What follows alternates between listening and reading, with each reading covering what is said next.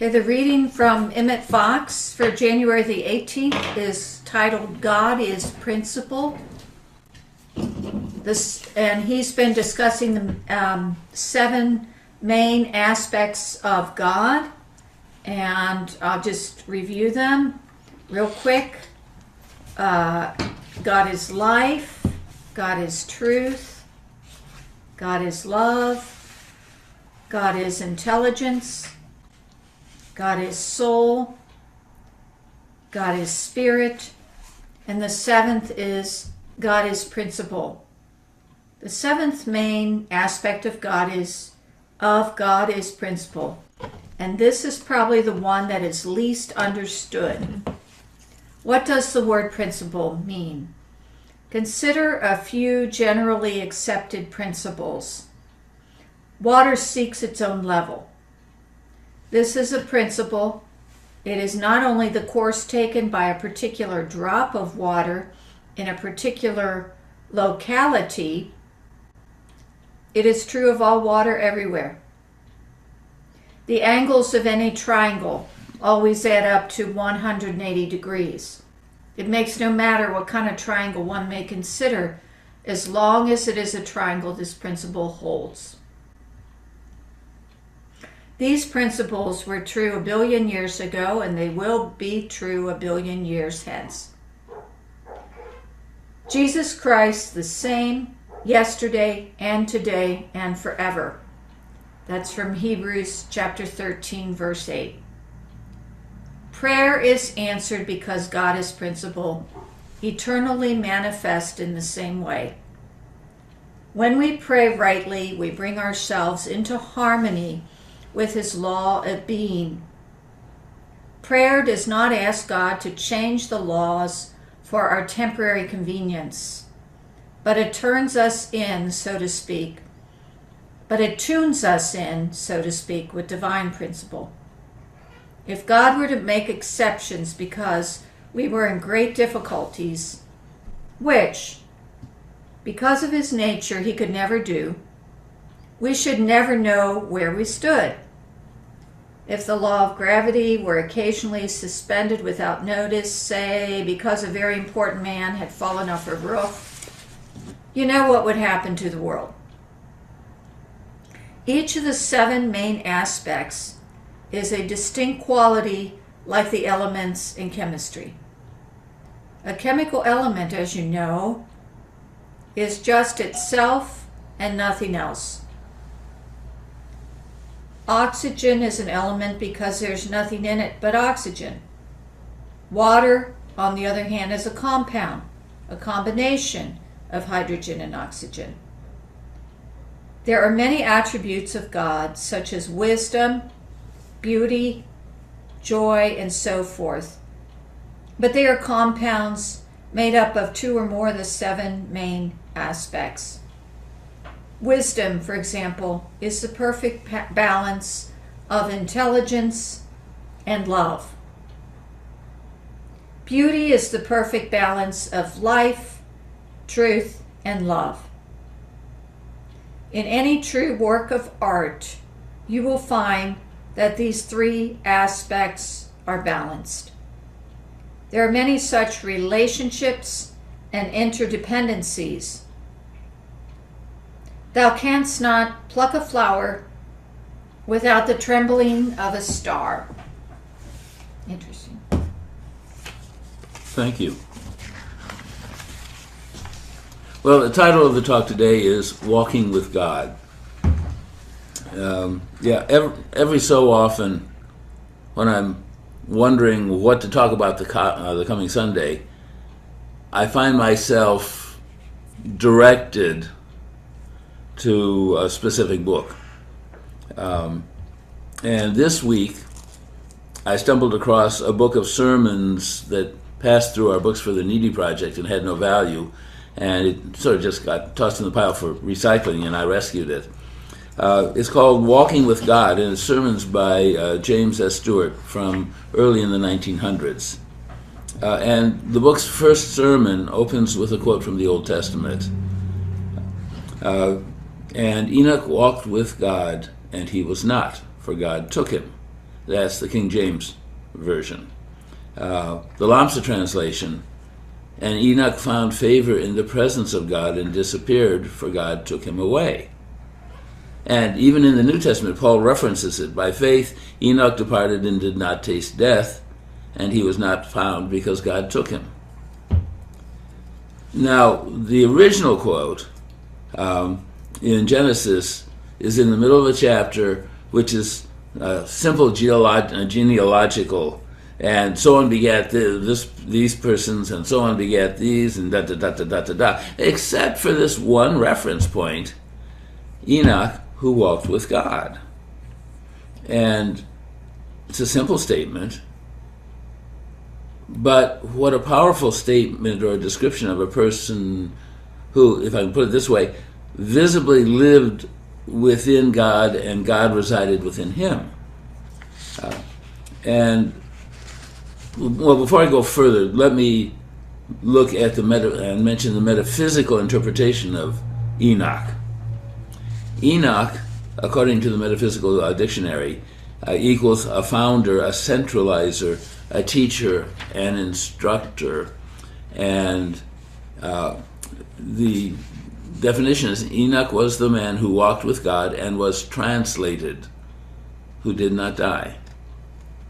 So here's the question, or at least it arose to me. How is it that Enoch, of all the names mentioned in this genealogy, and it's pages after pages, came to be known as he walked with God? You know, that sort of reminds me of how in Native American tribes a person is son of a deer or otherwise has a descriptive associated with them. Well, I think we can be pretty sure that Enoch wasn't going around telling people that he walked with God.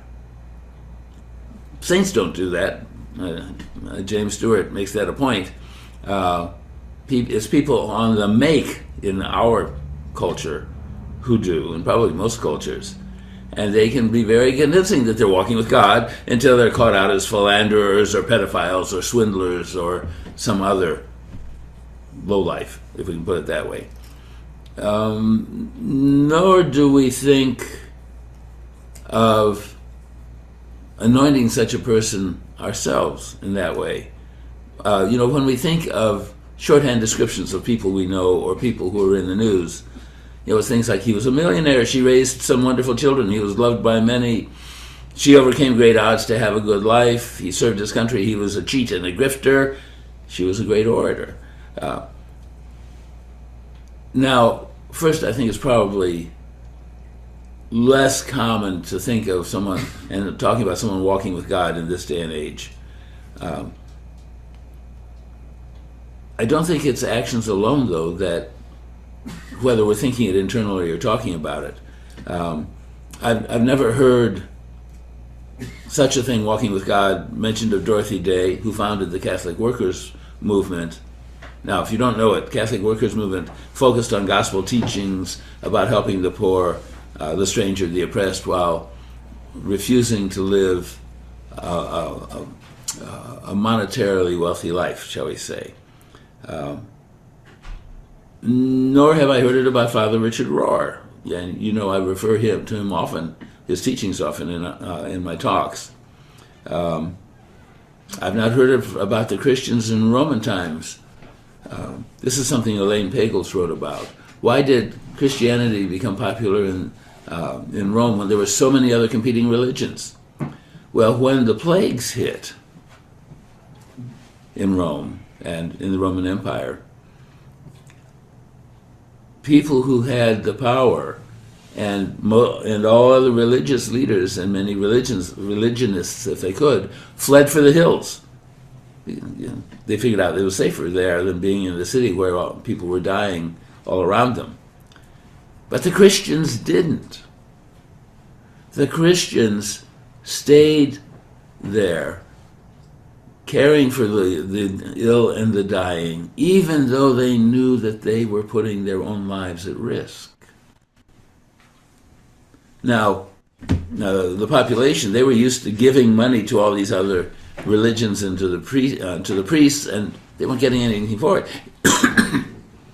Here were people they didn't know, weren't giving money to, who were showing them love. And yet, I've never heard anyone say that they were walking with God. Nor have I heard that about Mother Teresa, as another example. But thinking about that, let's define who they are. These were people following a strong call to divine service. That is admirable in itself. That is wonderful. That is much needed in this world. But that doesn't necessarily translate to walking with God. Now, Reverend Stewart wrote about this. Why did he was addressing? So, what was it the people in Enoch's day perceived that led the writers to say he walked with God? And he writes, was it perhaps a quality of serenity, a dignity and composure in the person's face, a sense of settled peace in those strong eyes? The folks there looked at him, Enoch. They saw that and they knew that it was nothing accidental. And as I was writing this, I realized from the little I've seen of Father, or from what Phyllis has shared of him, maybe he fits that description. The times the images I've seen, he looks serene. And I know I've seen it among the Amish I've encountered, whether male or female. So many of them just have a look of contented peace. And I've known more than a few Quakers who had that contentment. And in fact, there are many stories through history of people who, if I can, respected or revered Quakers because they walked with joy. They walked with peace. They walked in righteousness. Serenity in their faces, calmness, trustworthiness in their interactions with others. And I talked with Christy earlier today, and it sure sounded like she's been watching the pilgrimage of or the walk of the Buddhist monks toward Washington, D.C., the Peace Walk. I haven't been keeping up with it, but she has been. And from her perceptions, it sure sounds like they may be walking with God. There's a peacefulness about them that extends to those who see them. And Christy was telling me there are people who drive from many hours away to the path that they'll be walking just to be in their presence, which could well indicate they're walking with God. Now, Bob Vogus, I think most of you knew him when he was well enough to be with us. He was the thin gentleman with bright white hair. Well, at his funeral, those who'd been with him in his last days spoke about how calm and at peace he was. They spoke about how he knew he wasn't coming to his end. He was just preparing for the change and how he existed. He was walking with God, would be what I heard. He wasn't afraid. He knew what was happening and where he was going. And God escorted him, when it was time, to his new existence, or his other existence, or his continuing existence. There was nothing to be afraid of. Bob was already in touch with the total divine order of which we are all a part. And all that remained here on this earth was an empty shell. Now, can we ever hope to lift ourselves to a walking with God kind of life? Well, I think for any of us, this is a distant goal, because it's so easy to get worried about today's anxiety-producing events, to become distracted and anxious about life's load of care, the pinpricks that so many of us receive day in and day out, or at unknown times. we can get flurried and anxious with so much uncertainties in our life. And when we're feeling all that, it's so difficult to fully relax in God's peaceful calm. And if I can say it even worse, you can't go get it. You can't decide, I'm going to be walking with God and make it happen, because just the effort of trying to make it happen is antithetical to walking with God. It's not a step-by-step process. It's not something that you can force to happen or learn yourself to happen or teach yourself to happen. Rather, the way I see it, it's a metamorphosis. We're already, each of us, because we are of God's stuff, a spiritual butterfly, and we're trapped in a cocoon of the earthly woes and stresses that we've woven around ourselves. But the more thoroughly we incorporate into our being the awareness, the sense, the living that we are in and of the divine, and in and of this abiding central peace that is the divine universe, that is all of the divine, that is all of this God stuff, the closer we are to finding ourselves walking with God. And I'm actually not certain whether those who do, such as Enoch, actually realize consciously that they're walking with God. They are just being and in the connection. Well, here's a story of one very interesting experience, because it isn't necessarily something that we can help ourselves move to, though we can, and I'll get to that later. But sometimes it's brought to us. This is a piece of writing from the book Awakening of Intelligence by the two Kahns, Joy Kahn and Matt Kahn.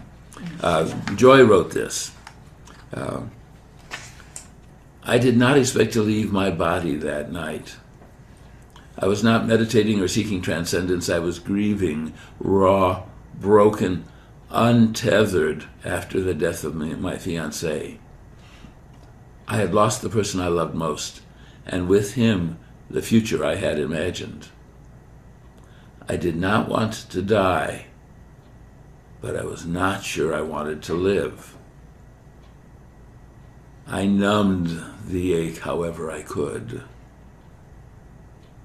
One night everything changed. After drinking too much, I passed out. But instead of slipping into unconsciousness, I slipped out of my body, out of pain, and into another dimension of reality. My awareness floated effortlessly, lucid and alive, through a golden tunnel of light. It was the most authentic experience I have ever had. No body, no breath, no beating heart, only me, more aware than ever. What surrounded me was not space, but presence. Not emptiness, but love. A vast, intelligent field that knew me without introduction. It did not speak in words, it communicated in frequency, a direct transmission that bypassed cognition and reached straight to the soul. I did not ask to come back. I agreed. And when I returned, I carried something with me, the undeniable awareness that consciousness is not confined to the body. That became the foundation of my work, is what she writes. I've not met her personally, but by this writing, I'm willing to bet she walks with God. Now, what about us? We cannot be depending on a lightning experience like that, though we may be lucky enough to have it. Recently, when I was working on healing myself of more of the damage from my childhood with one of my lift people, I suddenly found myself not here, but in the whole universe, multiple universes, multiple dimensions. I don't even have words for it, but it was just gobsmacking and wonderful. Don't know if I'll ever have that experience again, but it sure made a difference in my thinking. No, I'm still not walking with God. Let's be clear. I still worry where the next dollar is coming from, but I'm going to continue healing, so that damage sooner or later will be healed, and who knows what will happen then. But what can we do, each of us, in the meantime, if we want to move toward walking with God? Well, Father Rohr encourages quiet, prayerful time, meditation. Quakers speak of living in the silence where we can hear the direction and the love, feel the love from the Spirit within. Pagans find this peace as they live in nature, as they walk through nature, as they sit in nature. And recent medical studies are saying the same thing about going in nature. They've actually now published in medical journals the value of sending your patients, whether medical or physically challenged, to walk ideally for at least half an hour at a time in the woods. In the woods, in nature. So that's another way of allowing yourself to connect with the God stuff of which we are all made, to feel it more strongly so that we can carry it in us and with us no matter what the outside world presents. And saying that reminds me of a story that Alan Ramsey spoke. It wasn't a story, it was his own experience. Alan Ramsey was an atheist, and as he said, way out of shape, way overweight. And one day he got home, having gone grocery shopping and back from the office, and discovered the elevator in his building was non-functional, and he had to carry his groceries up to the 7th floor. On the 5th floor landing, he collapsed of a major heart attack. And not long thereafter, he found himself hovering over his body as he watched the EMTs try to bring him back. And they did.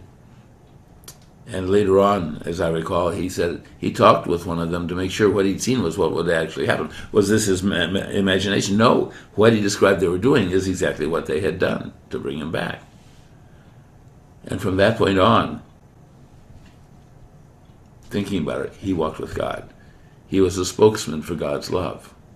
He taught God's love. He loved those around him and those whom he came across who needed love. So don't do it with the goal of, I'm going to learn out how to walk with God, or I'm going to become someone who walks with God, because, as I said earlier, that's antithetical to being able to do it. But if you make your goal to be more open, to allow the divine, of which we are already a part, to become totally imbued in all that you are and all that you walk through, you may end up with people thinking, at least, she walks with God. He walks with God. And as we walk, and as we allow ourselves to more and more live in this divine, eternal peace while inhabiting this body and this earth place,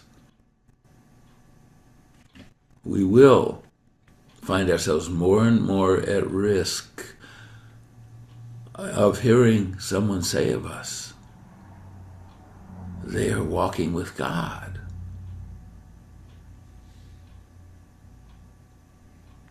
And what's wrong with that? So that's my thoughts for the day, folks. Anything anyone wants to contribute to it? Thank you for that thoughtful talk, and there's much of it that I completely disagree with you on. But I want to be very clear about in what sense, because it's fascinating to me, the ways that we define where we stand in relationship to the divine. And we hold very different ideas about it in one breath, and they're completely opposite. So on the one hand, you say we're made of divine stuff, and on the other hand, you say, oh, we have to make our way there. That doesn't work. We're there. It's not, are we making our way there? It's practicing being there. It's looking for the proof of what is, instead of, oh, I have to be better before I'm allowed to be with that purity. You are that purity. That's your actual secret identity, just like Superman, right? Like if we could run into a into a phone booth and change, like we would change into the divine, our divine aspects. And I find it really interesting since I started studying how to read the sacred texts in a different way. I went and looked up what does the word Enoch actually mean. And it means a number of things, but they are all around something that is very dear to my heart. It means the initiate, or the initiate part of us, someone who relates to embodied knowing rather than belief. So this is when we consciously walk with, we are unconsciously walking with God right now. If you want to do it consciously, yes, you can train yourself. You don't just have to sit around. In fact, if you just sit around and wait for stuff, you're going to die. See ya. Because this is a time in history when we are being asked and invited to practice, to find a way that works for each one of us. It's not like one magic pill is going to happen for everybody, but finding a way to practice even the hem of that garment, you know what I mean? Like to practice that feeling that we think is our divine, part of our divine self. And this is what actors do. They go out there, and even if their life is gone to crap, they go out and they play this blissful person, and it's not because they're pretending, they're actually feeling it. That's if they're really good actors. They're actually feeling it. And I wondered years ago when I was acting, decades ago, I said, if you can do that, Lori, if you can just come into different states of emotional being, how come you keep being depressed? And the difference is, how close can I come to practicing the experience of knowing what I dare to know in the quietness of my being? Practice it. And then we're consciously walking with God. But we are always walking with God. It can't be different than that. God is everything. I'm sorry, you can't put yourself out on a fairground somewhere. It ain't happening. You are within, as, and of the divine, right here and right now. And I think the reason I'm sounding so passionate about it is because I am passionate about it. Because I think that what we've got to do, if we really want to make that kind of breakthrough, is to start to understand that there are ways of looking at it that support the oneness, and ways of thinking about it that are hangovers from the old Christian religious thing of you're not worthy. And when I look at somebody, I really don't care if they look peaceful. I don't care. But if they feel peaceful to me, that's something else. That's experience. Because you can look like you're the angel, but you can be the devil. So I don't really care what you look like. I don't. But I had a friend come with me to look at to visit some monks in our 30s. They were doing that sand thing on the table, making anyway, they're incredible. And she almost fainted because the energy coming out of them was so strong. So I say, let's practice. I say, let's prepare our nervous system and move up through those energy centers and be conscious. Thank you for letting me say all that. Thank you. The one area I might quibble, I see what we have to do is allowing the accretions of this world to drop so that we shine. But that may be just a quibble. Okay, Christy, you're next. And Sylvia, did you have something that you wanted to say? No. Okay. So, Christy? I love the statement of, okay, let's practice. And I appreciate the part of your friend fainting in the the energy of what she experienced. And I'm witnessing that and I can't stop crying. Just I it's I can't I'm just like, okay, I did attend this. And I'm going, I'm not gonna cry. I can't stop crying. It's just rolling, but it's also the camera is going along and seeing these people. There is video after video after video after video. They're not long. A couple of them might be because they'll talk when they rest or they stop somewhere to talk to the crowd.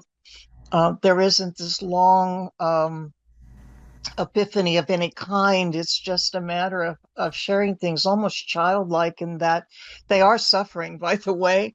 And that alone, I think, is causing you feel it. You know, you're not feeling their suffering, you're feeling their presence. And I'm thinking you also tagged a word I've had the whole time, and I'm going, it doesn't sound right, doesn't sound right, but God bless it. Just to touch the hem of their passing, just to pray, just that you don't even have to touch it. That's what I'm witnessing. And I'm going, what is this? People need this. This is something that is so foreign in a certain way that no one will. Their epiphanies are, I've never experienced this in my lifetime. And they will, the more they hear this, they will drive to get there to see where they are. They're gathering in as many the crowds look phenomenal, as if you have a public speaker that we've been seeing quite frequently in different places where we hope that our crowds come out. They are coming out in those types of crowds. And I'm going, wow. But the tears for me have been simply from seeing also the witness of the people. They are crying. They're on their knees. They're bowing. They're so reverent. They're so giving in their display of receiving that it's something that you can't put to words. In a couple of instances, one got hurt. There was an accident, and one got hurt very seriously and close to dying. And that wasn't so long ago. And he will join them, maybe in Washington, I don't know. He's in a wheelchair because he lost the lower part of one leg. And he, interesting enough, made the comment he felt like something like this was going to happen. And it happened to him. The dog may have been hurt in that, I'm not sure, but it did have a minor surgery or a minimal surgery, or I don't know. But the dog itself has its own channel, and it has been, if you just watch the dog walk from the beginning, it's not doing so long now. They do have a trailer that goes along so they can get in and out if they need to, but primarily the dog now. And it seems like there's more police presence, or there's some kind of extra presence so that they can be guarded on the road. But there were a couple that were walking barefoot of all freaking things and picking up crap off the ground and getting hurt, but they look like they're shoed better now. But they do have feet infections from walking, from the blisters. So, the last talk I listened to, he goes, he talked about himself to say who he was. He has he worked in IT here in, I think it was Texas, I don't know. They're all from different backgrounds and they're all from different cultures, I think. And I don't even know how many came from out of the country, but their point of coming together obviously is in their own training, to be trained, to be the monks that they are. But someone made a comment or put a post up that they didn't decide to do this just because it sounded like fun, or they had nothing to do, or it was like the thing of the day to gather people, or just to go visit. They know how serious the world is in right now, and that when they show up and they do their mandalas, they're doing it for peace. They are about peace and to help people understand how you exhibit it, how you You practice it. It is a practice. It is a choice. It is a definite choice. But the part of him talking about himself is that he has back pain. He said we all do. So if you want a venerable monk to take away your back pain, he goes, we're not it. So he was trying to joke, but they are obviously working on their own pain as they're moving along. And they're trying to strive for 30 miles a day. And that's a long day by the time they get up in the morning. They are taking probably more rest breaks, but I have not had this feeling that I can ever remember, nor do I even know who I would ever choose to imagine that they would have that much sincerity or ability to hold peace or imagine peace or to strive to practice or cultivate peace. That's what people are looking at, I think. For those who don't get a megaphone and say you're going to go to hell, that's in the deep south as they're going through. So it isn't all cherries. They are definitely against all odds working with their body and their emotions. And he did talk about depression, what that may come, possibly what they're encountering, or they're taking on possibly the energy. People are handing out flowers everywhere. And then at the end of the line, you can see them handing them back. They're exchanging flowers back and forth energetically. They're giving little strands of these strings or yarn or thread and tying it on with a prayer onto wrists as they go. And they take a minute to stop. But people are showing up so well, so amazingly. They are filling themselves with blessings just to see holy people who have decided to cultivate peace, to be it in themselves, and to work with their own pain. We don't escape the pain. And that was the part I think was a big thing for me. Pain is a constant. It will never be escaped. So amen. Thank you. Thank you. Thanks. Anybody else? Thanks for sharing that, Christy. You're welcome. Leah, you're next. I like what Laura Kay had to say. We are a part of God. We are God. And as long as you're doing kindness, as long as you're doing your best of sending out the thoughts of kindness, love, whatever, I'm definitely not there where I love everybody. I know there's people out there that, say it and sometimes you can see it and sometimes I kind of wonder, but yeah, that's just it. Walking with God is just sometimes it's to be it is just smiling at somebody that just might be walking past you. It could be in the parking lot, it could be in the store, it could be wherever. And, because the smile comes from the heart without even trying. It just is. Unless you're trying to fake through something, then that's a different story. But as long as you hold the door open for anybody, um, just little things, you are walking with God. You're a part of Him, just like everyone, everything. You're a part of God. And I didn't know anything about the monks walking or whatever. Okay. So they're doing that. That's good.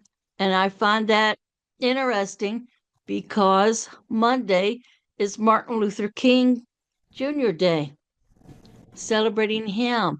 And he had how many men or women, how many people walk to do equal, I can't think of the word, I'm sorry, for everybody to be the same.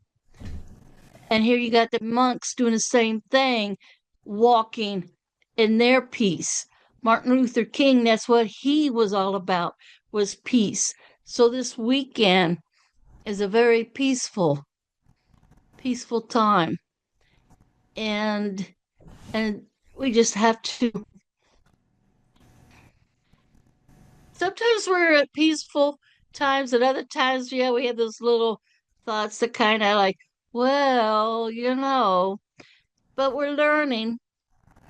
Remember, we are remembering to be that in that God space when we do remember and shine your light. Sometimes your smile is your light. People notice smiles. I remember when I was taking a special class in Columbus, and we had to go and give out like free hugs. We had a poster we made and whatever. And this guy, made a comment about how I'm not going to hug. And I told him, oh, that's okay, because I'm smiling at you and you've got my smile and you can't give it back to me. And he started grinning. I said, I see, got you smiling. It's all yours. Can't take it back now. So, so even though he didn't want a hug or whatever, he was trying to be, mantra or whatever, but he had to start grinning because he had too many people around him grinning, too many smiles, and he was trying to walk away from it. So sometimes the eyes will shine, but sometimes that smile says a lot too. And so we are walking. Yes, nature definitely helps us, but like when it's this cold, I'm sorry. I have no desire to go into the woods. I'll think about it, but I will think more of that heat that comes on instead of going outside thinking, okay, where do I want to walk? No, no, no. Let me walk back upstairs. I did my walking. I walked out, saw it was cold. Let me get my ass back up to where the heater is thankfully working. So, thank you. Thank you. Yes, our community cats who are used to wanting to spend some time outdoor every day head toward the door, take one sniff at the cold, and turn around and march right back in. Thank you for coming together and being part of our community, part of our family tonight. Thank you for sharing your thoughts, your concerns, your understandings. Thank you for sharing your love and caring not only for those here, but those whom we know who are hurting. We thank you for your walk with the divine, your spiritual seeking. We thank you for all the sharing. We thank the divine for watching over each of us and helping us to become more whole within this one great divine. And we thank the divine for helping us walk safely through this world, bring more love to this world, and come back here again soon for more sharing, more exploration, and more love. Take good care, every one of you, this week, especially with the cold that's coming. And may we all find what God would have us to do this week and be able to do it. Take care, every one of you.